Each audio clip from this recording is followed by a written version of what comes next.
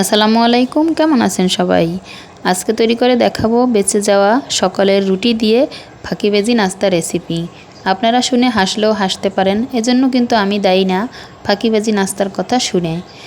আপনারা আমাকে লাইক দেন না, এজন্য ফাঁকিবাজি নাস্তা তৈরি করে দেখাবো।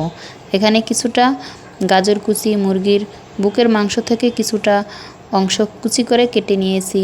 পেঁয়াজ কুচি 2 টেবিল চামচ পরিমাণ, লাল লঙ্কার গুঁড়া স্বাদ মতো লবণ, অল্প পরিমাণ হলুদ, soya sauce, chilli sauce, tomato sauce পরিমাণ মতো অ্যাড করে দিয়ে এখন মেখে নিব।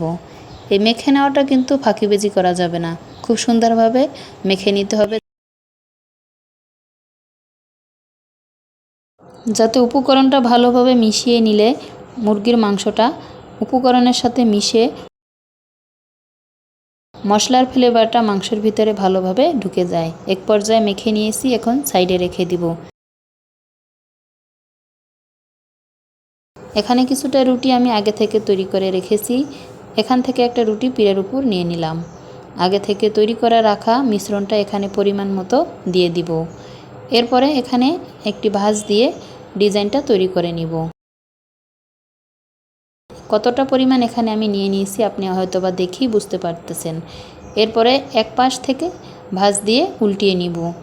একটা ব্রাশের সাহায্যে আমি এখানে কিছুটা পানি ব্রাশ করে নিব, যাতে এই ভাঁজ দেওয়ার পরে আটকে থাকে, খুলে না যায় ভেজে নেওয়ার সময়। এবার অন্য পাট এভাবে ভাঁজ দিয়ে দিলাম। চারপাশ থেকে এভাবে মুখটা বন্ধ করে নিয়ে এরপরে উল্টিয়ে নিয়ে একটা ডিজাইন তৈরি করে নিব। আজকের রেসিপিটা আপনারা যে যেখান থেকে দেখছেন, যদি আপনার কাছে ভালো লাগে তবে একটা লাইক দিয়ে দিবেন, আর যদি ভালো না লাগে তাহলে চ্যানেলটা সাবস্ক্রাইব করে দিবেন, যাতে করে আমার এরকম ফাঁকিবাজি নাস্তা রেসিপি আপনার কাছে সবার আগে পৌঁছে যেতে সাহায্য করে। এবার আমি একটি নাস্তা তৈরি করে নিলাম। এভাবে আমি সবগুলো তৈরি করে নিয়ে এরপরে তৈলে ভেজে নিব।